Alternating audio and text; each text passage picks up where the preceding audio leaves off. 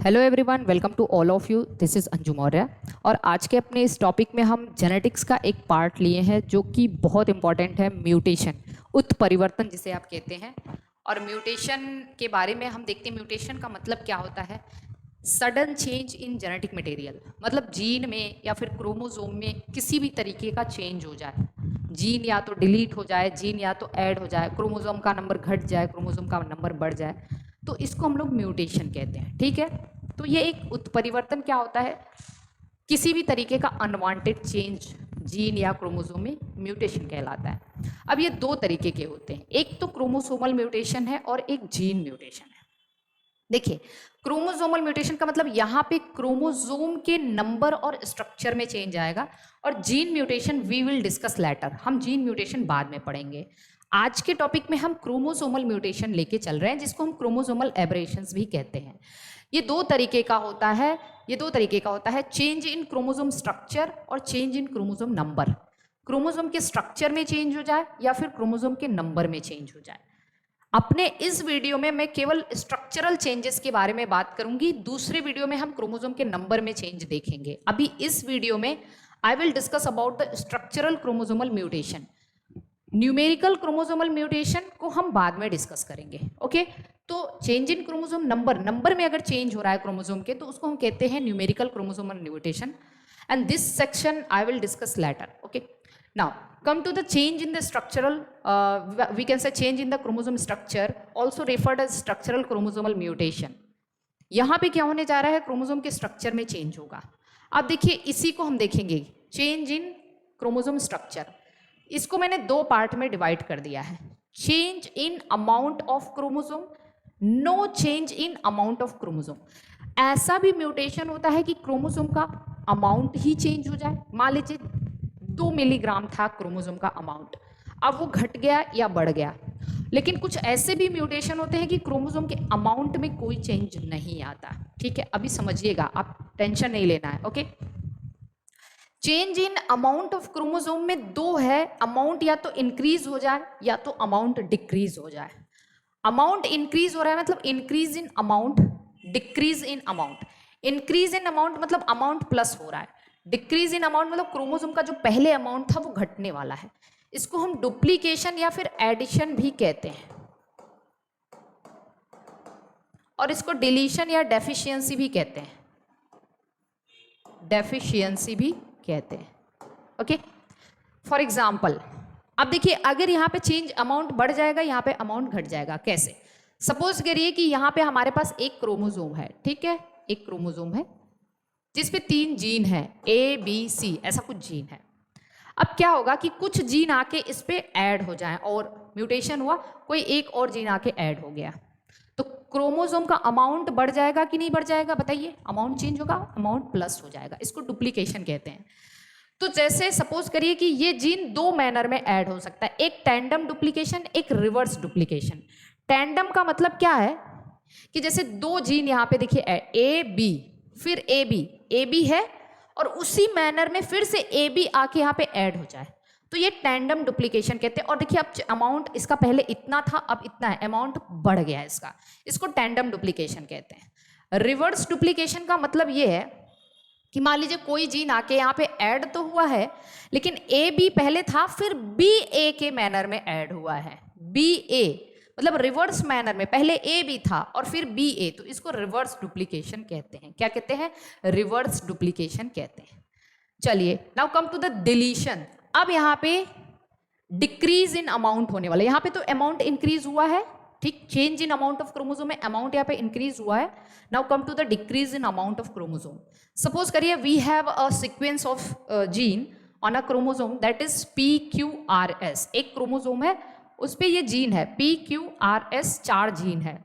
अब यहाँ से कोई जीन डिलीट होने वाला है, ठीक है, खत्म होने वाला है, यहाँ से जीन जो है डिलीट होने वाला है, और ये डिलीशन भी 2 मैनर में हो सकता है, एक टर्मिनल और एक इंटरस्टिशियल। टर्मिनल का मतलब कहीं बाहर से, जैसे P ही हट गया या S हट गया, तो टर्मिनल पार्ट से डिलीट हुआ, तो देखिए QRS बचा, P ऊपर से चला गया, अमाउंट डिक्रीज हुआ कि नहीं, अमाउंट कम हो गया कि नहीं, ये पहले अमाउंट इतना था, अभी अमाउंट इसका कम हो गया। इंटरस्टिशियल का मतलब जैसे P देखिए यहाँ पे है, Q हट गया, बीच से हट गया, या R हट गया, तो ये इंटरस्टिशियल, यहाँ पे भी अमाउंट क्या हो रहा है, डिक्रीज हो रहा है। तो अगर अमाउंट में चेंज आ रहा है तो वो दो तरीके का हो सकता है, एक तो डिलीशन और एक डुप्लीकेशन।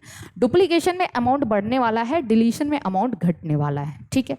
चलिए अब हम आते हैं, देयर इज नो, अब अगर no change in amount of chromosome, amount of chromosome में चेंज नहीं होगा, ये दो तरीके का होता है, इन्वर्जन और ट्रांसलोकेशन। क्या होता है, इन्वर्जन और ट्रांसलोकेशन। अब देखिए इन्वर्जन क्या होता है, हम ट्रांसलोकेशन को बाद में डिस्कस करेंगे। इन्वर्जन में क्या होता है, इन्वर्जन में ये दो तरीके का होता है, एक पेरीसेंट्रिक एक पैरासेंट्रिक। इंपॉर्टेंट है, ओके, यहां से क्वेश्चन आ सकता है, पेरीसेंट्रिक और पैरासेंट्रिक। कैसे समझेंगे इसको, पहले देखिए मैं इसको मिटा रही हूं क्योंकि मुझे आपको अच्छे से समझाना है, ठीक है। देखिए यहाँ पे क्या होगा कि सपोज करिए कि हमारे पास एक इस तरीके से एक क्रोमोसोम है, ठीक, जिसपे A, B, C, D ऐसे जीन है। इन्वर्जन का मतलब होता है रिवर्स, इन्वर्ट होना, ठीक है, रिवर्स। क्या होता है, यहाँ पे कभी भी एक क्रोमोसोम में दो ब्रेक होते हैं, एक ब्रेक यहाँ हुआ, एक ब्रेक मान लीजिए यहाँ पे हो गया, ठीक। अब यहां से ये ब्रेक्ड पार्ट अलग हो गया, तो ब्रेक पार्ट में बताइए क्या है, B और C है ना, ये ब्रेक्ड पार्ट अलग हो गया। अब ये ब्रेक्ड पार्ट अलग होने के बाद ये 180 डिग्री रोटेट हो जाए, 180 डिग्री रोटेट होके फिर से आके जुड़ जाए, तो अरे 180 डिग्री रोटेट होके फिर से जुड़ जाएगा, तो 180 डिग्री का मतलब ये उल्टा हो जाएगा ऐसे, पहले BC था, अब AC ऊपर आ जाएगा, B नीचे चला जाएगा और D, तो पहले BC हटा तो दो ब्रेक होने चाहिए, और फिर जो ब्रेक्ड पार्ट है वो 180 डिग्री रोटेट होके फिर से जुड़ जाए। तो क्या यहाँ अमाउंट में चेंज हुआ, there is no change in amount, mutation हुआ है लेकिन अमाउंट में चेंज नहीं हुआ है, जितना था उतना ही है, इसी को कहते हैं इन्वर्जन। लेकिन अब ये इन्वर्जन दो तरीके का है, पैरासेंट्रिक मतलब पेरीसेंट्रिक और पैरासेंट्रिक। देखिए कहने का मतलब बस इतना सा है, पेरीसेंट्रिक में जो ब्रेकिंग होता है, जो ब्रेक्ड पार्ट होता है, उसमें अगर सेंट्रोमियर है, अगर ब्रेक्ड, इफ ब्रेक्ड पार्ट, अगर ब्रेक्ड पार्ट में कंटेन्स सेंट्रोमियर, कंटेन्स सेंट्रोमियर, अगर ब्रेक्ड पार्ट में सेंट्रोमियर है तब तो उसको हम पेरीसेंट्रिक कहेंगे। अगर इसी ब्रेक्ड पार्ट, जैसे सपोज करो कि यहां से A, B, C, D था और यहां से ब्रेकिंग हो गया, A और B निकल गया और फिर ये 180 डिग्री रोटेट होके जुड़ गया, तो B और A हो गया और ये C, D था ही, तो क्या यहां सेंट्रोमियर है, नहीं है, तो सेंट्रोमियर तो यहां पे है ना। अगर ब्रेक्ड पार्ट में सेंट्रोमियर है तो इसको हम पेरीसेंट्रिक कहेंगे, और breaked part if no centromere, no centromere in breaked part, in breaked part, तो इसको हम कहेंगे पैरासेंट्रिक। लेकिन दोनों में अमाउंट में चेंज नहीं हो रहा है भाई, कोई भी चेंज नहीं हो रहा है, तो मैंने यहां लिखा है नो चेंज इन अमाउंट। तो इन्वर्जन तो मैंने बता दिया, pericentric as well as paracentric. Pericentric का मैंने ये वाला डायग्राम बनाया है, पैरासेंट्रिक का मैंने ये वाला डायग्राम बनाया है, ओके। चलिए तो यहां तक तो चीज हमें समझ में आ चुकी है। आखिरी बचा है नो चेंज इन अमाउंट, यहां पे भी अमाउंट में चेंज नहीं होगा, आखिरी है ट्रांसलोकेशन। तो देखिए ट्रांसलोकेशन कैसे है। ट्रांसलोकेशन का मतलब क्या होता है कि दो क्रोमोसोम आपके पास हैं, इनके जीन और इनके जीन आपस में एक्सचेंज होते हैं। अब ये दो तरीके का एक्सचेंज हो सकता है। सपोज करिए कि हमारे पास ये दो क्रोमोसोम, एक है रेसिप्रोकल ट्रांसलोकेशन, एक है non reciprocal translocation. Reciprocal translocation का मतलब जैसे हमारे पास दो क्रोमोसोम है, ठीक है, एक पे है PQR जीन और दूसरे पे है ABC जीन, ओके। इसका जीन इससे एक्सचेंज हो गया, इसका ये वाला पार्ट सपोज करिए इससे एक्सचेंज हो गया, ठीक है। तो क्या हुआ, ये PQ और ये वाला एक्सचेंज हुआ तो यहाँ C हो जाएगा, ये AB और ये जाके इसमें लग गया R, तो ये रेसिप्रोकल कहलाएगा। क्या कहलाएगा, रेसिप्रोकल। नॉन रेसिप्रोकल का मतलब कोई एक इसका जाके इस पे जुड़ रहा है लेकिन इसका आके इस पे नहीं जुड़ रहा है। क्या बताइए यहाँ पे अमाउंट में चेंज हुआ, नहीं, जितना पहले अमाउंट था अभी भी उतना, इतने को वेट कर लो, 1 मिलीग्राम आ गया मान लो, और इसको वेट करोगे तो ये भी तो 1 मिलीग्राम ही आएगा, तो अमाउंट में चेंज तो नहीं हुआ ना। यहाँ पे भी, यहाँ क्या हुआ, नॉन रेसिप्रोकल मतलब PQR है, ABC है, ये जाके इस पे लग गया, लेकिन यहाँ से नहीं, फिर भी आप जोड़ोगे, ये मान लीजिए 1.5 मिलीग्राम है, तो इनको भी जोड़ने के बाद देखो ये PQ बचा, ये ABC और R आके जुड़ा है, ये दोनों को जोड़ोगे, वेट करोगे तो ये भी इतना ही आएगा। Just imagine. तो ये क्या है, नॉन रेसिप्रोकल है। इसके दो एग्जाम्पल बहुत इंपॉर्टेंट होते हैं, आपको CSIR तक काम देंगे ये, ठीक है। देखिए इसके दो एग्जाम्पल हैं, एक क्रोनिक माइलोजिनस ल्यूकीमिया, एक बर्किट लिम्फोमा, ठीक है। ये एक डिजीज है, दोनों एक तरीके का कैंसर होता है। इसमें ये non reciprocal translocation between 9th and 22 chromosome, 9वें और 22वें क्रोमोसोम के बीच में नॉन रेसिप्रोकल ट्रांसलोकेशन होता है, और यहाँ पे 2nd और 14th क्रोमोसोम के बीच में नॉन रेसिप्रोकल ट्रांसलोकेशन होता है। और 22वें क्रोमोसोम को फिलाडेल्फिया क्रोमोसोम कहते हैं, ये याद रखिएगा। कौन सा क्रोमोसोम, फिलाडेल्फिया, ओके। अब चलिए देखिए 9th क्या होता है, ये 9th क्रोमोसोम है, इस पे एक जीन होता है ABL जीन। अभी थोड़ा सा हम लोग इसको CSIR के लेवल पे पढ़ते थे, लेकिन आपको बस बता दे रही हूँ, आप समझ लीजिए। 22वें क्रोमोसोम पे एक जीन होता है BCR। ये दोनों अलग अलग डिजीज कॉज नहीं करते हैं, लेकिन क्या होता है कि ये वाला पोर्शन इससे एक्सचेंज हो जाता है, एक्सचेंज नहीं होता, ये जाके यहाँ पे नॉन रेसिप्रोकल और ये जाके इस पे लग जाता है। तो अब देखिए 9th वाला क्रोमोसोम से ये वाला जाके ABL BCR के पास जुड़ गया। तो अब अभी तक जब ये दोनों साथ में आएंगे तो रिजल्ट इन ल्यूकीमिया, एक तरीके का कैंसर कॉज करेंगे, जिसको क्या कहते हैं, क्रोनिक माइलोजिनस ल्यूकीमिया। तो ये बहुत इंपॉर्टेंट है, आप इसको याद रख सकते हैं। एक मैं एग्जांपल डिलीशन का बता रही हूँ, जो हमारे सिलेबस में है भी, आप इसको जान सकते हैं। डिलीशन का मतलब जीन डिलीट हो चुका है, जो अभी हम लोग पढ़े हैं। इसका एक एग्जाम्पल है क्राइडू-चैट सिंड्रोम।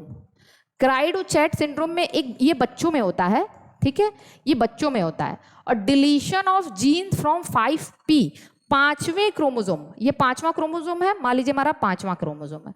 अब देखिए क्रोमोसोम में ये सेंट्रोमियर होता है, हम आपको पढ़ाए भी हैं, ये सेंट्रोमियर होता है। और ये जो सेंट्रोमियर है ना, इसके दोनों आर्म अगर अनइक्वल हो तो छोटे वाले आर्म को P आर्म कहते हैं और बड़े आर्म को Q आर्म कहते हैं। Q मतलब क्वेई, इसको लॉन्ग होता है, इसका मतलब P for petite, P for petite का मतलब शॉर्ट, ठीक, शॉर्ट आर्म। P से कोई जीन यहाँ से डिलीट हो जाता है, तो इसीलिए इसको हम लिखते हैं डिलीशन फ्रॉम 5p, 5p मतलब 5वें क्रोमोसोम के शॉर्ट आर्म से कुछ जीन डिलीट हो जाता है। तो इसमें बच्चों में क्या दिक्कत आती है, जो बच्चे होते हैं उनकी जो क्राई होती है, जो रोते हैं एकदम बिल्ली जैसी, cat like cry, cat like cry, इसी को कहते हैं क्राइडू-चैट सिंड्रोम। तो आई होप कि आपको ये वीडियो समझ में आया होगा। मैं कोशिश करूंगी कि अभी तो मैंने आपको स्ट्रक्चरल चेंजेस पढ़ाए हैं, ये देखिए क्रोमोसोम के स्ट्रक्चर में चेंज, ठीक, change in amount, no change in amount, increase in amount, decrease in amount, inversion deletion, inversion translocation, duplication deletion. Duplication दो तरीके का है, टेंडम और रिवर्स, और डिलीशन भी टर्मिनल और इंटरस्टिशियल, ठीक। और फिर यहाँ पे इन्वर्जन जो है वो दो तरीके का है, पेरीसेंट्रिक, पैरासेंट्रिक। पेरीसेंट्रिक में ब्रेक्ड पार्ट में सेंट्रोमियर होगा, पैरासेंट्रिक में ब्रेक्ड पार्ट में सेंट्रोमियर नहीं होगा। Translocation reciprocal, non reciprocal. Reciprocal का मतलब दोनों क्रोमोसोम आपस में एक्सचेंज होंगे उसके जीन, और नॉन रेसिप्रोकल का मतलब जीन एक्सचेंज केवल एक से होगा, दोनों से नहीं। इसके example chronic myelogenous leukaemia, Burkitt lymphoma. Chromosome का नंबर याद रखिएगा।